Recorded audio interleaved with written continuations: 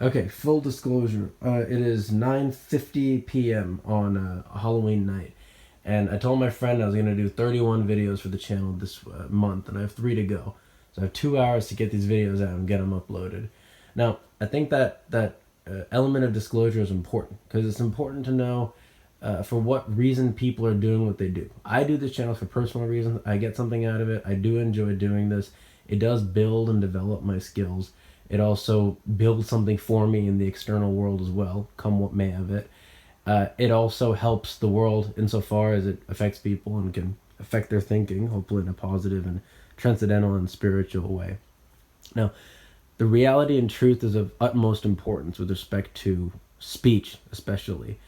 So when I was in Argentina, I was with my friend Matthew. It's funny. Uh, I'll get to why it's funny in a second. But we're in Iguazu Falls, and there's a beautiful city near Iguazu Falls. Iguazu Falls is a beautiful fall, maybe among the largest in the world, certainly in the Western Hemisphere.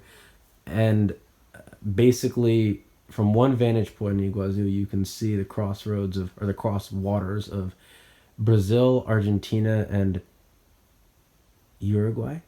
Uruguay or Paraguay? I think Uruguay. And there's a city there, largely that's designed to accommodate tourists and so forth. We stayed in a hostel.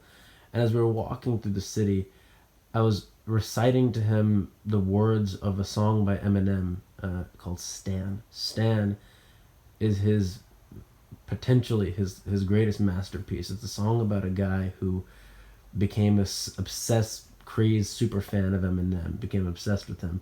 Because in Eminem's first album, he was so honest about his life, about how he was poor, how he was a loser, all these psychological issues that he had, and so forth. And it's so deeply connected with so many people. He got so much love and acclaim from so many, as well as hatred from others for being so vulnerable for one, but also like he's fairly hateful and so forth himself as well. But at least in the way that he speaks, he's not necessarily inherently hateful. He just has a lot of anger.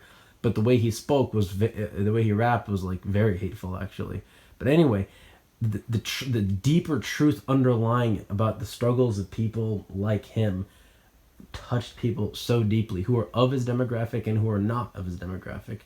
And this guy Stan, in this fictional thing that Eminem actually wrote in the perspective of a fan writing to Eminem, he says, "See, everything you say is real, and I respect you because you tell it. My girlfriend's jealous because I talk about you 24/7. But she don't know you like I know you, Slim. No one does. She don't know what it was like for people like us growing up. You gotta call me, man. I'll be the biggest fan you ever lose. Sincerely, Stan. P.S. We should be together, too."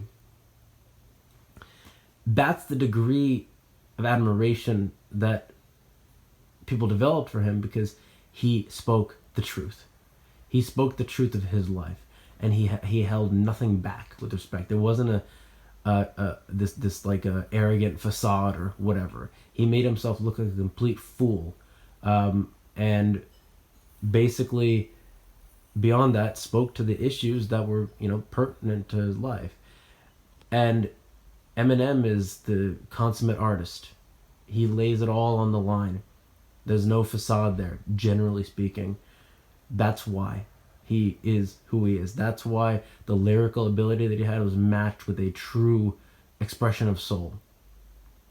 So, speaking the truth is of utmost importance. There's a John Lennon song in the 70s that says, "All I want is the truth. Just give me some truth.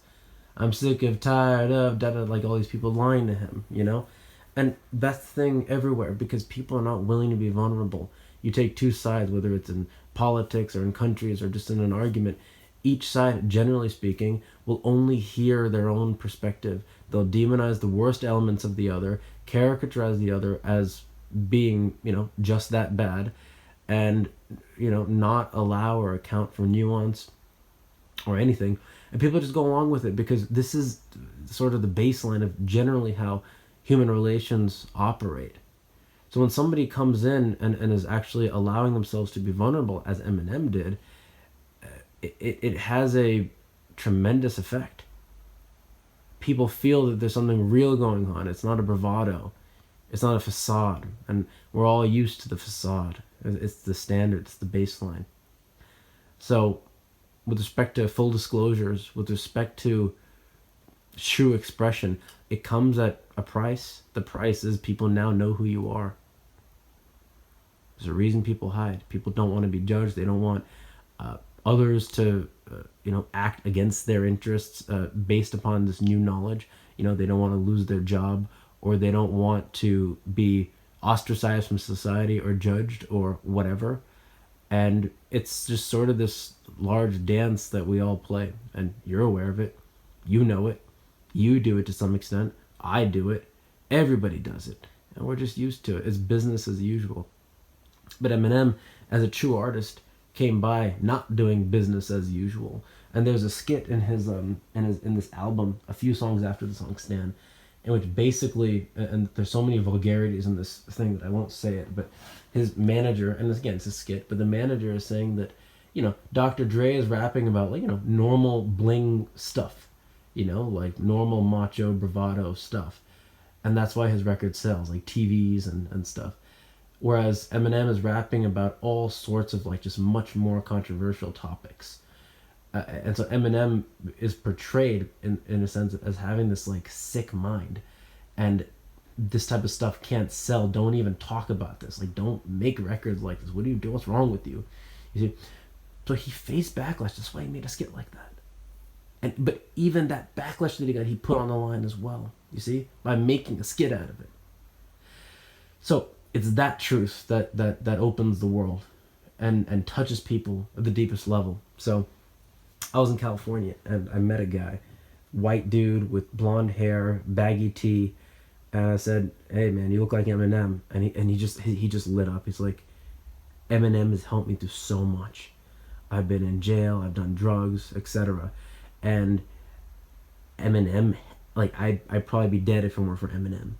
See, so he said all that, and Eminem touched him in a way that Dr. Dre never could. See, I was in India, I was in Udaipur, and I met a guy on a rooftop, and this guy had Marshall Mathers, which is Eminem's name, tattooed on his back. His parents made him remove it later. That's the power. That's the power that this guy had by being forthright and being truthful, by giving a full disclosure of his life. So that's wherein Spirit was able to come in and guide and dictate his actions with respect to his music. So yeah, I just want to point that out. I do hope you got something out of this, and I think we all can do work with respect to living like this. So insofar as we're interested in being more open and authentic, and in erecting fewer barriers between ourselves and the world, and with respect to truly being able to touch people in ways that we're not able to currently when we're walling ourselves behind facades. So hope you enjoyed this.